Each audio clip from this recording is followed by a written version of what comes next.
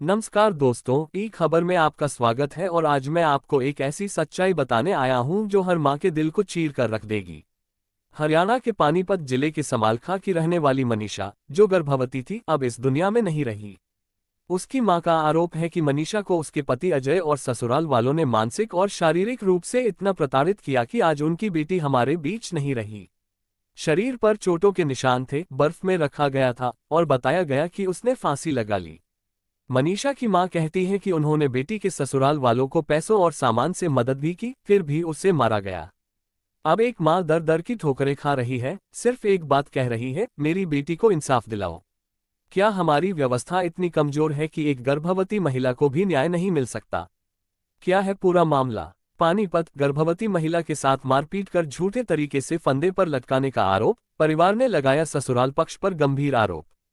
स्थान: गांव महावटी, तहसील समालखा, जिला पानीपत, हरियाणा। गांव महावटी निवासी ज्योति ने मीडिया के माध्यम से अपनी बहन मनीषा के साथ हुए दर्दनाक हादसे पर इंसाफ की गुहार लगाई है। ज्योति के अनुसार उनकी बहन गर्भवती थी और ससुराल में उसे लगातार मानसिक व शारीरिक प्रताड़ना दी जा रही थी। ज्योति ने बताया कि अजय नामक युवक, जो मनीषा का पति है, ने एक शाम अपनी चाची को फोन कर कहा कि वह अब मनीषा के साथ नहीं रहना चाहता और तलाक लेना चाहता है। कुछ ही देर बाद अजय के ससुर का फोन आया कि मनीषा ने फांसी लगा ली है। जब परिवार मौके पर पहुंचा तो मनीषा अस्पताल में गंभीर हालत में मिली। उनके शरीर पर कई जगह चोटों के निशान थे और शरीर बर्फ में रखा गया था, जिससे परिवार को शक है कि मनीषा को प्रताड़ित कर मारने की कोशिश की गई है। परिवार का ये भी कहना है कि पहले भी मनीषा के साथ मारपीट की जाती थी और ससुराल वाले उससे पैसे मांगते थे। मनीषा की मां ने ससुराल वालों को 50,000 रुपये और फिर 10,000 रुपये भेजे थे। साथ ही शादी के बाद कई बार सामान भी दिया गया। बावजूद इसके मनीषा को शारीरिक और मानसिक रूप से प्रताड़ित किया गया।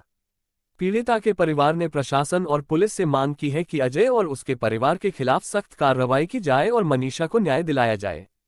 अगर आप इस मां के साथ हैं तो इस वीडियो को शेयर करें और आवाज उठाएं। 21 तारीख को फोन आया था मेरा दौरे 7:30 बजे। तो 21 तारीख को बोलेंगे तलाक दवा दो मने अजय, मन नहीं चाहिए तुम्हारी लड़की। अम्मा ठीक है, अम्मा लग रहा आधे घंटे में।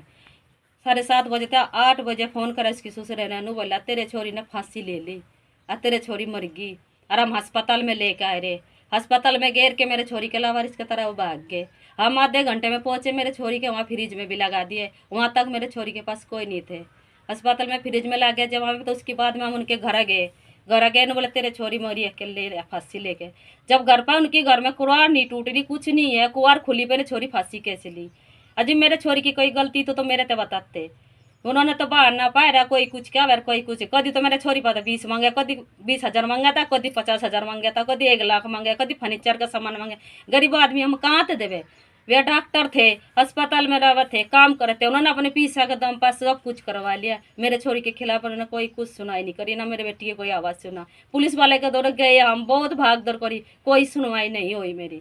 और हर थक के मैं सबका खटखटा लिया दरवाजा, आखिरी बार इनके दौरे खटखटा रही। ये देखो क्या करे।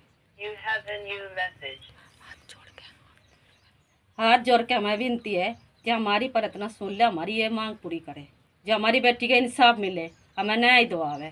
हमें तो यही चाहिए।